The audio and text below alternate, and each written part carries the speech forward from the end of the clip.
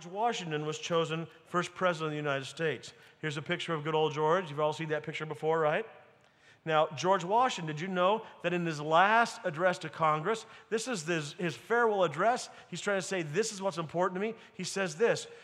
He says, it is impossible to rightly govern the world without God and the Bible. It is impossible to rightly govern the world without God and the Bible. It is impossible to govern the universe without the aid of a supreme being. John Adams, our second president, said in 1798, we have no government armed with power capable of contending with human passions unbridled by morality and religion. In other words, he's saying, hey, if you take a religion away from our government, it'll be without power. Then he goes on and he says, our Constitution was made only for a moral and religious people. It is wholly inadequate to the government of any other. Our Constitution was written for a people because it was written for people who were going to be good. They didn't need to be coerced by the state. They could be good on their own right, and that's how it was written. Now I could go on and quote Lincoln, Jefferson, Hamilton, John Quincy Adams. In fact, I could quote every president who's ever held office. They've all talked about God and the importance of God in our lives. But especially before the 1960s, Congress and politicians had no problem with religious language in the courts, in legal laws, and even in public buildings. Clear evidence of this are things like our national monuments and our buildings are engraved with references to God in the Bible. Oh, I could just go on and tell you, but here are just a few. Did you know on the walls of the Capitol Dome it says the New Testament according to the Lord and Savior Jesus Christ? Did you know on the Great Seal of the United States it still says, this nation under God? Did you know on the Liberty Bell there's a Bible verse that's inscribed? It's from Leviticus 25:10. Proclaim liberty throughout all the land and into the inhabitants thereof. Did you know on the walls of Congress there's many verses, but one of them is Micah 6:8. I love this verse. This is one of the verses Amy and I chose to be the life verse for one of our kids. Micah 6:8 says, he has shown thee, O man, what is good, and what doth God require of thee, but to do justly, and to love mercy, and to walk humbly with thy God.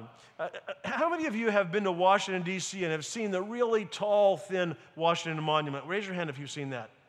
Did any of you happen to take a helicopter overhead and look and see what's written on the cap of the monument?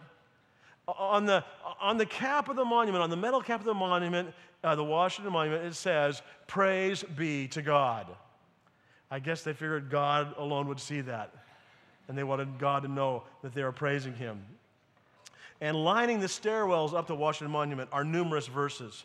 In the Lincoln Memorial are words from his second inaugural address, including God, the Bible, the Almighty. On the Jefferson Memorial are references to God. And by the way, Jefferson sometimes is called a non-Christian. Sometimes he's called even an atheist by people today. That's not true. Jefferson was not an atheist. He believed in God. And do you know that although Jefferson did not believe in Orthodox Christian doctrine, he did not believe that miracles are possible and things like that. Did you know, nonetheless, he called himself a Christian because he had such admiration for Jesus? Anyway, Jefferson said, God who gave us life gave us liberty. Can the liberties of a nation be secure when we have removed a conviction that these liberties are the gift of God? Indeed, I tremble for my country when I reflect that God is just and his justice cannot sleep forever.